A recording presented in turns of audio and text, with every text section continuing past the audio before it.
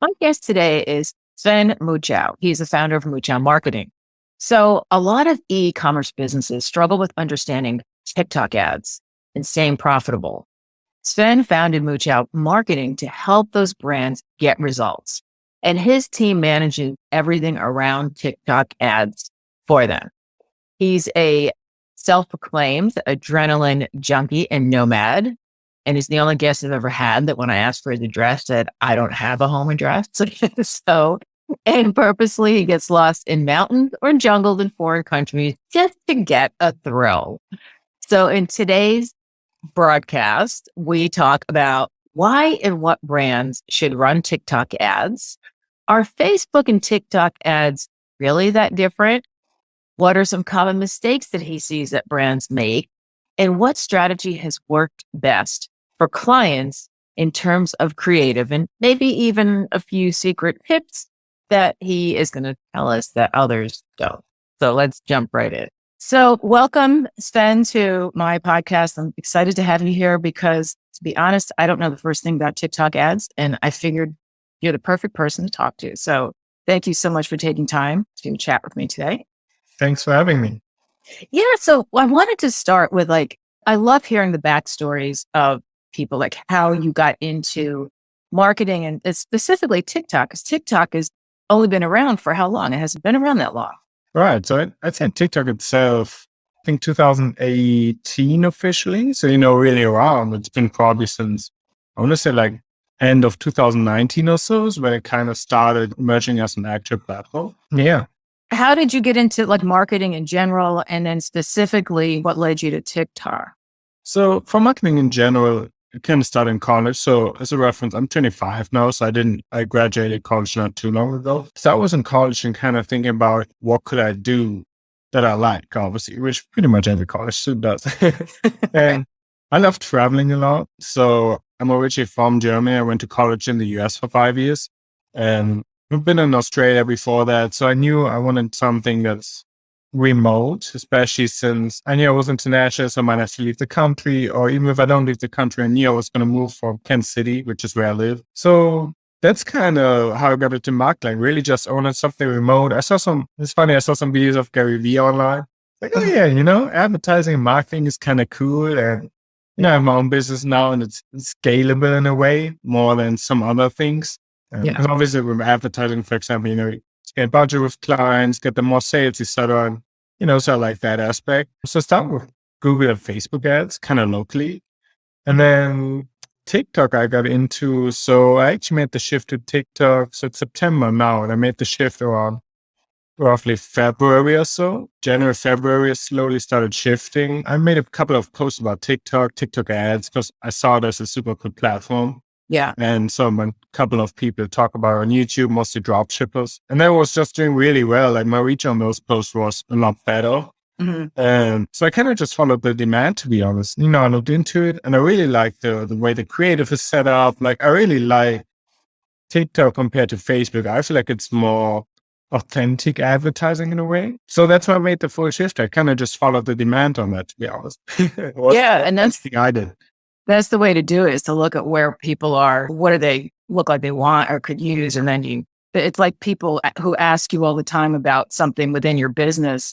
If enough people ask you, it's like, hey, maybe I should create a product around this. I mean, that's always the best way. So you're responding to your audience or your potential audience versus, hey, I'm going to create something and then see if anyone wants it. I mean, that's never, it's not usually a good way to go about it. One thing I have to back up a little bit about, because I found it interesting. I ask all my guests for a home address because I send out handwritten thank you notes for people. And you said I don't have one. And then when I saw that you call yourself an adrenaline junkie, like you're the total opposite of me. Like when I drive to the next town, I consider that a road trip. It's like, so has that always been like, you've always loved to travel like that? Well, not to this extreme. So as a reference, why I said I don't have a home address, because I actually don't. So I'm not a resident anywhere anymore. I gave up my German residency. So I'm still a citizen, but not a resident anymore. So I don't have in my passport says no home address.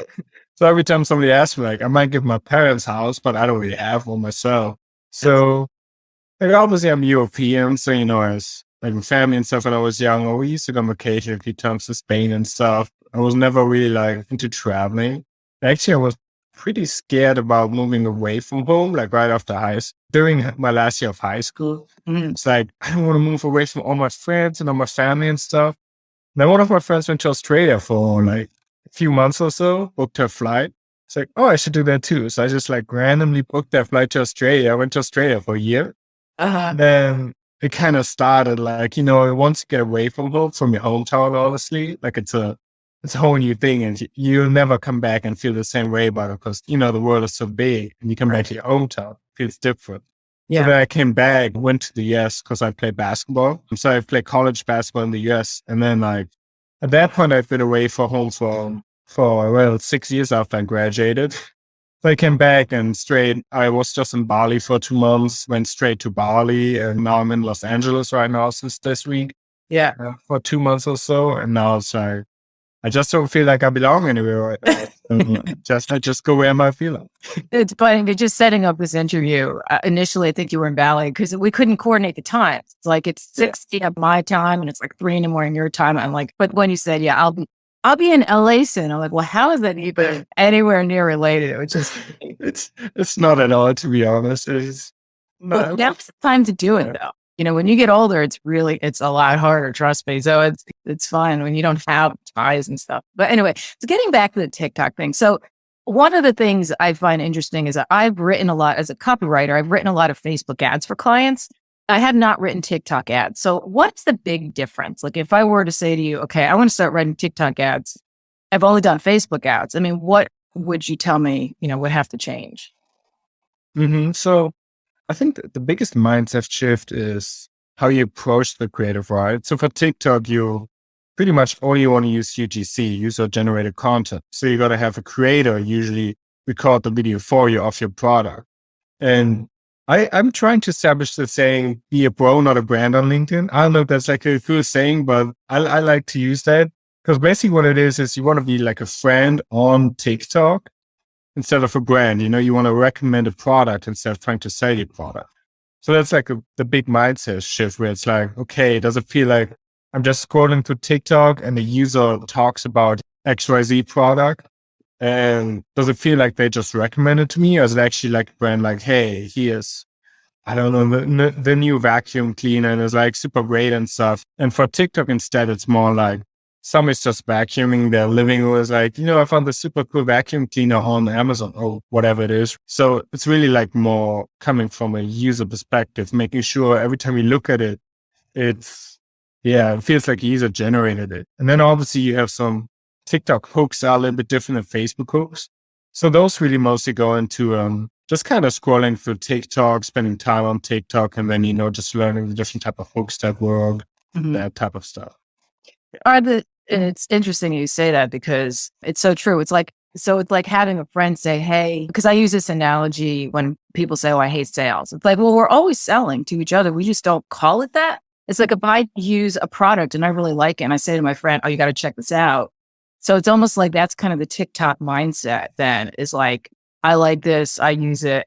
And so you should try it too. And it's not like, you don't feel like you're being sold as much. That's exactly it. It's more like a very soft sell compared to Facebook where it's a little bit of a harder sell.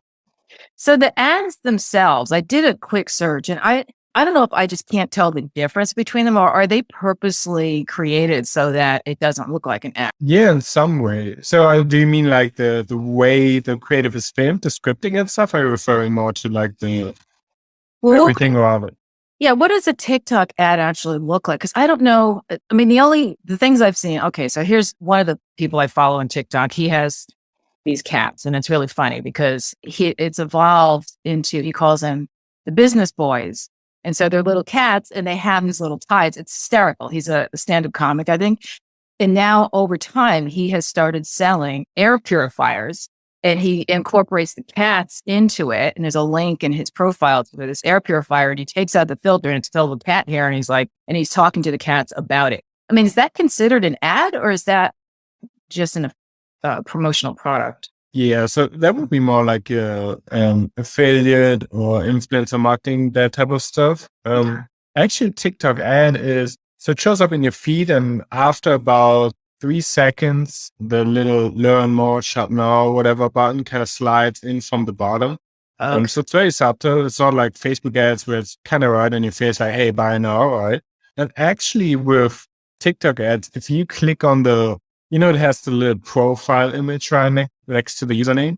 And if you click on that, it actually doesn't go to any organic profile. It just goes to the landing page, which is you actually don't need a TikTok profile or have TikTok ads. That's why, because if you click on it or tap on it, because it's on the phone, you never go to the profile. You always go to the landing page. So that would be considered an ad. It doesn't, and what you're talking about is more like influencer marketing, affiliate marketing type of thing.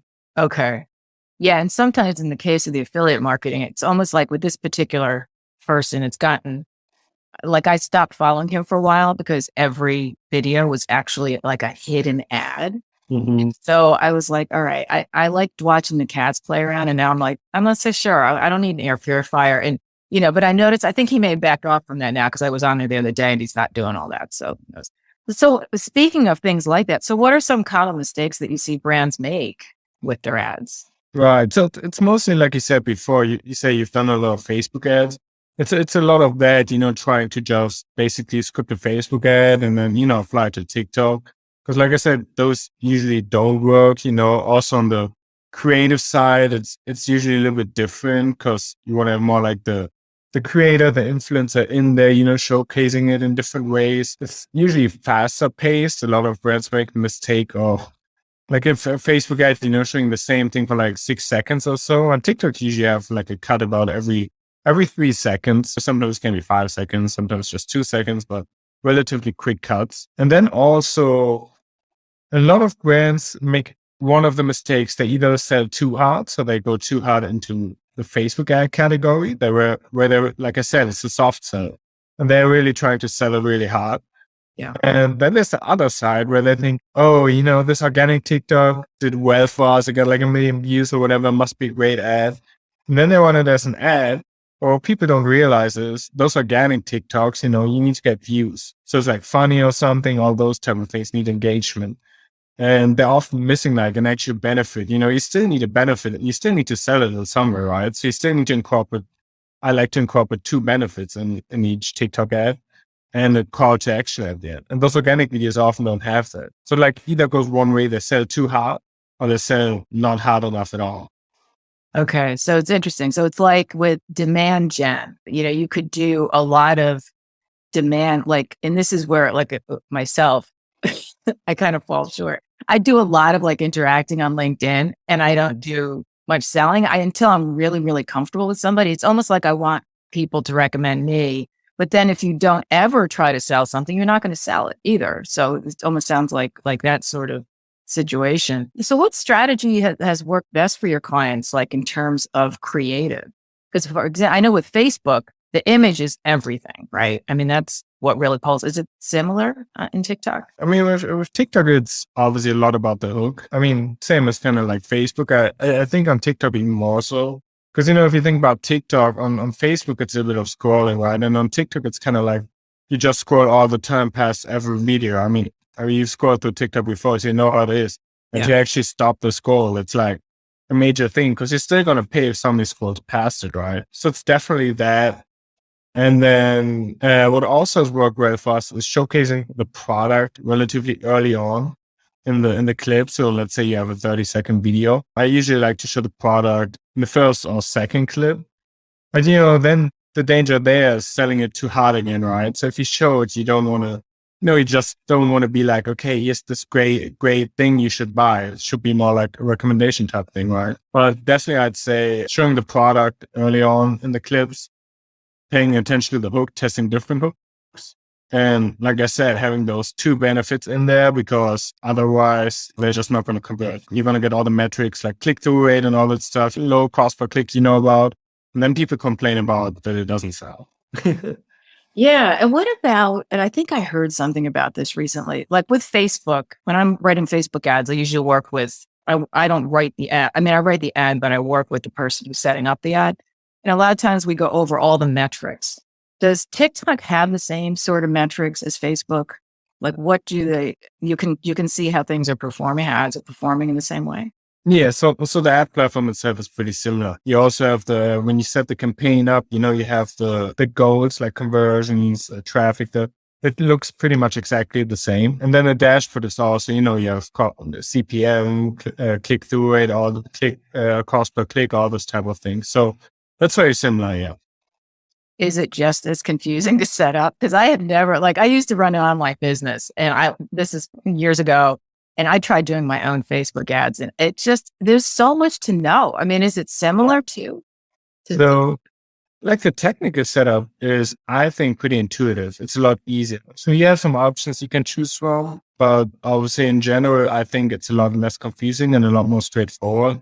I know like on Facebook, I mean, I've run a Facebook ads before. You need to have there's like 5 different menus on the left-hand side. You need to choose something. You need to find your pixel and whatnot. On TikTok, is relatively straightforward. I think the hard part is actually then how people, exact way you set it up, or, in terms of targeting mostly, and the creative. Like the biggest struggle for brands is really reading the creative. That's like with TikTok, 75% of the work. And that's really where you need somebody that, understands the platform. The technical side isn't too hard, but I also will say the technical side doesn't have too much influence over how good of results you get. It's mostly the creative. And then the setup is probably like the fourth most important thing about it. Okay. Yeah, because I know that, like I said, Facebook ads, I could never do. And Yeah. but there was easy, if somebody knows the platform and understands how to interpret everything, it was easier to figure out. The people I worked with were geniuses at it. I don't know. I just write the thing. And so how long, like I know, so I'm compared to Facebook because it's, familiar to me. I know with Facebook, when you place an ad, it takes a while before the algorithm picks it up, like days. Like I'm always told, listen, don't freak out if nothing happens for a while. What about with TikTok? Is it more instantaneous that you see results, or how long does it take to measure? Definitely. So in terms of you have micro and macro level, right? So a single ad can definitely work great within a day, within 2 days. That's not like this long learning phase. Okay. TikTok ads reps will tell you, oh, this is learning phase. You got to let it run. That, by the way, is another mistake brands make. They're like, okay, we'll figure it out ourselves. We have a TikTok rep walking us through. And I'm sure you might have worked with like a Facebook or Google ad rep before, or they might have talked to you, right? And honestly, they just don't know what they're talking about. But There's a lot of that going around. I know. yeah, and it's very common. I hear it with a lot of brands. I just said 8-figure brand, and they were like, yeah, right now it's not the right fit. We try first. We have a TikTok rep helping us. And I know they'll be back in a month. Right. It just doesn't work. And like in a macro level, across the whole account, I think from when you start running ads to actually seeing results, like good results, profitable results, I like to say like 3 weeks to a month. Obviously, you can have results within a week, within 2 weeks. Like I said, TikTok ads pick up instantly. But the thing is, you still need to find the right, what actually sells for your product on TikTok, the structure of the ad, like what type of video works best. So that's what takes longer. But like the ad itself can optimize within a day or two. And then you can just scale it up and then optimize it even further in most cases. And I would think it's the same sort of, the algorithm would also be that it sells to people who have expressed an interest. Like for me, I'll get all the cat video ads, like, or anything to do with cat care or something. Does it also pick up on that with TikTok? Yeah. So what usually works best is just in terms of targeting, having completely broad, and then the algorithm just like you said, just like Facebook, kind of picks up what works. Especially if the more you spend across your whole account, you get the pixel data, and then it optimizes further and further. Like let's say you sell bras, you could target men and women, but it probably would show 95% of the budget to women just because it knows based on the results of the creative. So yeah, it pretty much optimizes by itself to some extent. So that's so interesting because now I'm going to really be looking for those TikTok ads because I don't think, maybe I'm just scrolling past them so fast that I don't know. But what's interesting is I just noticed this week, and I've been on TikTok, not for a long time, but just as a user, I'm almost getting bored with like the same, like I'm starting to see all the same people and very similar sort of videos, and everyone's copying everybody else. And I'm just wondering where, be interesting to see where it all heads in another year from now. It's still, because it's got to be exhausting to just Like I spoke to someone recently who is an expert in video. She said, you need to post like 3 times a day on TikTok if you really want to be up there with like, she goes, that's the top people who are really making money on it. I feel like in terms of organic, from what I know and have heard, you can definitely work with less. I know creators that post like 2-3 times a week and they got 250,000, 300,000 followers or so. Just like LinkedIn, the more you post, the more, the more likely it is something works. But honestly, if you know what you're doing, like once a day is completely fine. Yeah. And that's exhausting enough most days. Yeah. It's exhausting. Yeah. Because sometimes you just run out of stuff to say. But are there any like secret tips about TikTok ads that you're using that others don't? I'd say one thing that comes from my first is using unconventional hooks. I know on LinkedIn, sometimes people judge for that, like clickbaity hooks or like sometimes slightly sexual hooks or something. I had an ad where it said, the only thing I want in my mouth while watching Netflix, that was the hook for like cookie dough or something. Obviously everybody thinks about something else. And people on LinkedIn are like, how could you this and that? But it works great. So, It got attention. It gets attention, like not my fault if it makes money, as long as obviously if the brand is fine with it, if the brand says, no, we want like fully professional. Right. But I recommend any brand to be like a little bit more, think about you on TikTok, on LinkedIn or corporate Facebook or something. So just relax and, chill out. Yeah, honestly, yeah. I think it always comes down to the brand. Like what the post that I talk about this is the post that got me the most views was when I asked if the F word is appropriate in marketing. And I saw that one, yeah. Yeah, that was a poll I did probably about a year ago. And people were either really angry with me but I got reactions. I've never had another post go that viral. And it was because I, stir the pot a little bit. That's what I'm saying. You don't want them to hate or like you. If you're just nonchalant towards you, then I'd rather be hated or loved than just not known at all. Right. Honestly. And boring people to death. Yeah, exactly. Like I'd rather be controversial than all that other stuff. Exactly. Well, just to kind of recap. So can you give like a few maybe top characteristics of a really great TikTok ad? So obviously the hook, like start with the creative, since I said that's like most of the juice. The hook, just kind of looking through TikTok, looking at TikTok ads. TikTok Creative Center is a great resource. Or also PPS shows that's a paid feature, and TikTok Creative Center is free. You can just look at top ads there. Obviously, great hook, and then you want to introduce the product at some point relatively early on. That's important, and then just making sure you have 2 benefits in there. Not in a way where it's like, okay, here's this and this product, it's great, and there's this and this, but more of the creator saying like, here's why I love it, those type of things. So again, really from a user perspective, creator perspective. Mm-hmm. And then just making sure you have a call to action there. That's one of the big things. It's like the top characteristics. Obviously, there's like different formats, like you can use different formats like top 3 things not to do and then introduce your product at the end, or like just different structures, right? But those are like the basic things about the creative that I would recommend. Then in terms of like the ad setup, just starting off broad and then going on to targeting once, you see what works. But in the beginning, I never target. I just leave it completely broad. If anything, I might do 18 plus, it's a more expensive product or anything. Mm-hmm. And other than that, like just a TikTok do what it does best. Algorithm and stuff and go based off data, honestly. Is there anything in particular as far as getting people like a really good hook? Is there anything consistently that works? Because I see some people, and tell me if I'm wrong, but I see some people start their video. This is a regular video though, by saying, stop scrolling and, listen to me. It's like, that makes me scroll right past them. Cause it's like, don't tell them what to do, but I'm like that. I'm very uncooperative. But is there something in particular that catches people's attention? Like, is it something in the video or something they say? So there's 2 ways since it's TikTok, right? You have like a visual. So obviously you can have like a crazy clip at the beginning, person doing something crazy, or just like an intriguing scene, something like that, right? Instead of like, you see me now just with a white background, standing in front of one of my laptop, right? I probably wouldn't use that in a TikTok ad because it's like, it's kind of boring. So like there's the visual part. And then obviously the written or spoken hook. There's a few evergreen ones that are always worth a try. Like, You've probably seen those TikTok made me buy it videos. Okay. And there's so many of those organically, like people just recommending it. That works for ads as well. Okay. Just those type of hooks are always great. They're always worth a try. So there's, a few evergreens. Okay. Yeah. And I've seen those. So that's awesome. Well, thank you so much. Where can people find you if they want to either hire you to do their ads or just want to learn more about what you do? Yeah. So, on LinkedIn, Sven Mucho, SVENMUCHOW, or on my website, first name, last name. So svenmucho.com.